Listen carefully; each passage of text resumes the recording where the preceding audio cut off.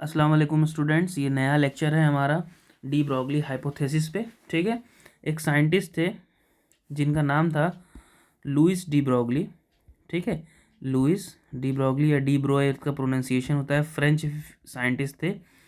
1924 में इन्होंने एक हाइपोथेसिस दी, एक थ्योरी पुट फॉरवर्ड की, जो कि कह रही थी कि जो जितने भी मैटर होता है या सब्सटेंस होते हैं उन वो भी जो होते हैं क्या होते हैं, डुअल नेचर शो करते हैं। डुअल नेचर शो करने का मतलब कि ये पार्टिकल नेचर भी शो करते हैं, साथ ही साथ वेव नेचर भी शो करते हैं। ठीक है। जैसा हमने प्रीवियस लेक्चर्स में पढ़ा कि प्लैंक क्वांटम थ्योरी और इलेक्ट्रोमैग्नेटिक वेव थ्योरी, ये दोनों किसके बारे में, किसके डुअल नेचर के बारे में बता रही थी? ये डुअल नेचर ऑफ रेडिएशन बता रही थी। ठीक है, रेडिएशन के डुअल नेचर के बारे में बता रही थी, मतलब उसका पार्टिकल नेचर होता है या वेव नेचर। वैसे ही जो डी ब्रॉगली की हाइपोथेसिस थी वो ये कह रही थी कि मैटर भी डुअल नेचर शो करता है, मतलब माइक्रोस्कोपिक हो या मैक्रोस्कोपिक हो, मतलब इवन इलेक्ट्रॉन्स हो, न्यूट्रॉन्स हो, प्रोटॉन्स हो, या हम चॉक की बात कर लें या मॉलिक्यूल्स की बात कर लें, इवन इवन जो है बड़े बड़े ऑब्जेक्ट जैसे आयरन बार हो गया, ठीक है, कोई बॉल हो गई, या हम लोग खुद, या कोई भी एक चीज़, ठीक है, कोई भी माइक्रोस्कोपिक हो या माइक्रोस्कोपिक हो, ये डुअल नेचर शो करता है। ठीक है। और कोई ना कोई वेव एसोसिएटेड होती है मैटर से। जो वेव मैटर से एसोसिएटेड होती है उसको उन्होंने नाम दिया था मैटर वेव, या फिर इसी को हम लोग बोलते हैं डी ब्रोगली वेव। ठीक है, डी ब्रोगली वेव। इनका क्या कहना था कि देखिए, अगर हम छोटे पार्टिकल्स की बात करें, ठीक है, सब एटॉमिक पार्टिकल्स या माइक्रोस्कोपिक पार्टिकल्स की बात करें, तो उनके लिए एनर्जी जो होती है वो क्या होती है, एच न्यू के बराबर होती है। ये कैसे पता चला हमको? ये प्लैंक क्वांटम थ्योरी से पता चला। ठीक है, प्लैंक्स क्वांटम थ्योरी से। अगेन फिर आइंस्टाइन का एक बहुत फेमस इक्वेशन है। ठीक है, तो आइंस्टाइन का एक फेमस इक्वेशन है क्या, कि एनर्जी जो होती है वो एम सी स्क्वायर के अंदर, मास और स्पीड ऑफ लाइट के स्क्वायर की होती है। ये आइंस्टाइन का इक्वेशन है। इन दोनों को जब हम आपस में रिलेट करते हैं, क्योंकि दोनों सेम टर्म्स की बात कर रहे हैं, ठीक है, तो अगर हम दोनों को आपस में रिलेट करें तो हमको क्या मिलेगा? इसको हम फर्स्ट इक्वेशन मान लें और इसको सेकंड मान लें, दोनों एनर्जी एनर्जी है, तो अगर हम दोनों को रिलेट करें तो हमको मिलेगा h nu is equals to m c square. ठीक है, और प्रीवियसली हमने पढ़ रखा है कि न्यू इज इक्वल्स टू क्या होता है, सी बाई लेमडा। तो यहाँ पर हम क्या रखेंगे, सी बाई लेमडा और एम सी स्क्वायर। ठीक है, न्यू की वैल्यू पुट कर दी हमने, तो यहाँ से हमको क्या मिला कि एक सी इधर से जाके कैंसिल आउट हो जाएगा। तो लेमडा की अगर हम सिर्फ बात करें तो हमको मिलेगा एच अपॉन एम सी। ठीक है, यानी कि कोई भी मास हो, यहाँ पे एम जो है क्या है, मास है, और लेमडा क्या है, वेवलेंथ है। तो इन्होंने इस इक्वेशन से इससे वो प्रूव कर दिया, या एक रिलेशन इस्टेब्लिश कर दिया कि हर मास का या हर मास वाले ऑब्जेक्ट का कुछ ना कुछ वेवलेंथ होती है, या कुछ ना कुछ उससे वेव एसोसिएटेड होती है। उस वेव को कहते हैं मैटर वेव। ठीक है, यहाँ पर जो सी थी वो स्पीड ऑफ लाइट की बात हो रही थी। ठीक, अगेन ये स्पीड ऑफ लाइट की बात हो रही थी। अगर हम मान लें कि कोई ऑब्जेक्ट नॉर्मल वेलोसिटी से चल रहा है, ठीक है, वी वेलोसिटी से चल रहा है, तो यही रिलेशन क्या हो जाएगा, एच अपॉन एम वी हो जाएगा। ठीक है, सी जो है वी के बराबर हो जाएगा, सॉरी वी के बराबर सी नहीं हो सकता, आई एम सॉरी, वी जो हो जाएगा, हम सी की जगह वी को रखेंगे अगर कोई और वेलोसिटी हो other than speed of light हो। ठीक है, तो यहाँ पर वी रखेंगे, और हमने पढ़ रखा है कि एम वी क्या होता है, पी होता है, मतलब lambda is equals to h upon p. P यहाँ पे क्या है, मोमेंटम है। ठीक है, तो कोई भी बॉडी अगर वी वेलोसिटी से मूव कर रही है या उसके पास पी मोमेंटम है, तो उससे लैम्डा वेव एसोसिएटेड होगी। इसी को नाम देते हैं हम लोग मैटर वेव। ठीक है, और इसी इक्वेशन को बोला जाता है डी ब्रॉगली इक्वेशन। ठीक है, de Broglie equation.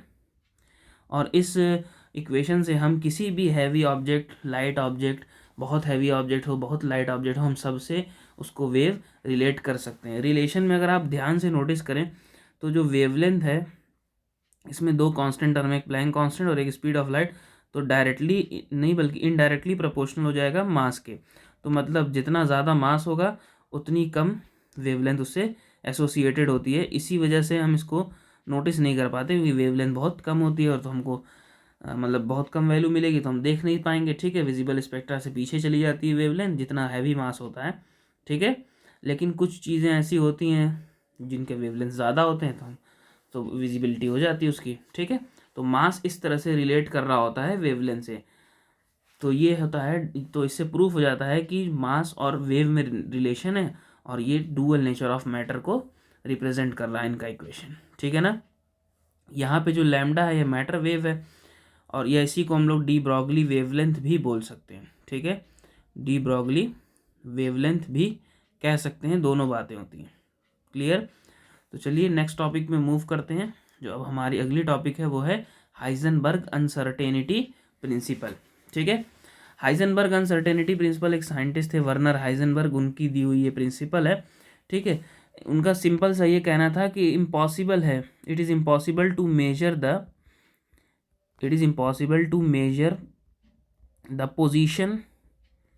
The position and momentum of any particle simultaneously.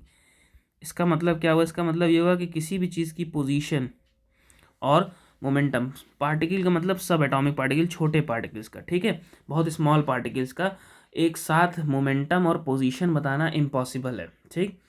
एक साथ पोजीशन और मोमेंटम बताना इम्पॉसिबल है का मतलब जैसा रदरफोर्ड बोहर मॉडल में कह रहे थे ना कि यहाँ पर इसी रेडियस पर ये इलेक्ट्रॉन चल रहा होगा, इस वेलोसिटी से चल रहा होगा, यही बात हो रही थी।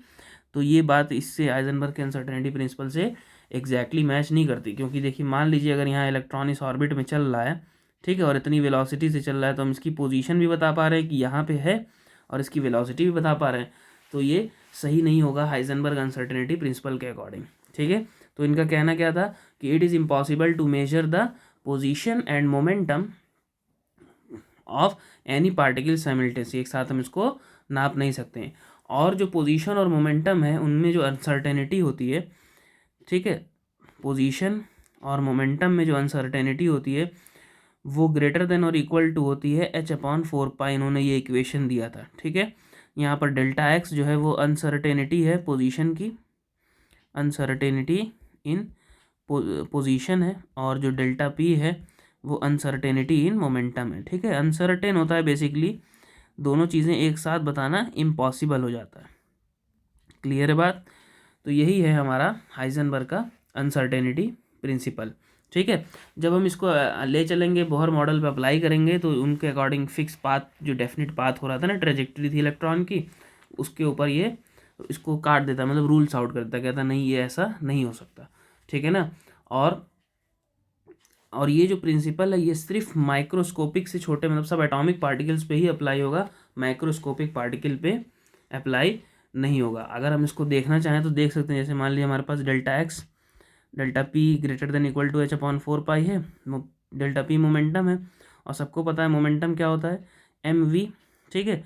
तो मास तो चेंज नहीं हो रहा है, तो इसलिए वेलोसिटी चेंज होगी, तो हम यहाँ पर डेल्टा वी कर देते हैं, ठीक है। तो less than equal to h/4π। अब मास को इस तरफ ले आए तो हमको क्या मिलेगा, delta v dot delta x greater than equal to h/4πm। सारे कांस्टेंट्स को हटाएं तो हम नोटिस करेंगे कि delta v dot delta x is indirectly proportional to mass, मतलब जितना बड़ा मास होता जाएगा उतनी अनसर्टेनिटी कम होती जाएगी, ठीक है ना। जितना हैवी ऑब्जेक्ट होता जाएगा उतनी अनसर्टेनिटी घटती जाएगी।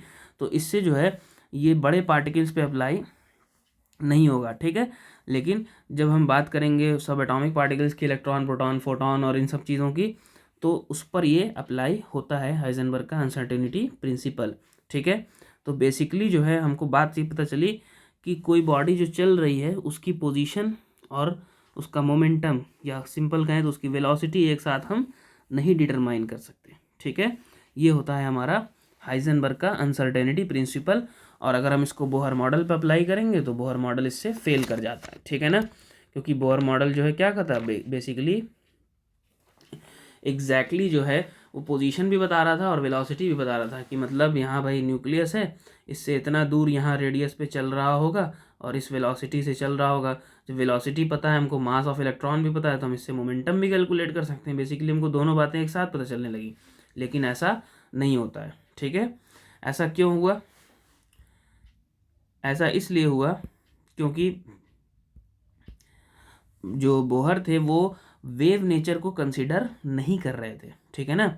ऐसा इसलिए हुआ ना, जो बोहर मॉडल जो थे यानी नील बोहर का जो मॉडल था वो वेव नेचर ऑफ इलेक्ट्रॉन को कंसिडर नहीं कर रहा था। इसी रीज़न की वजह से ऐसा हुआ कि ये जो कॉन्सेप्ट था ये उसके ऊपर अप्लाई नहीं हुआ। ठीक है, तो thanks for watching this video. कोई प्रॉब्लम हो, कोई क्वेश्चन हो तो कमेंट सेक्शन में ज़रूर पूछिएगा। Thank you.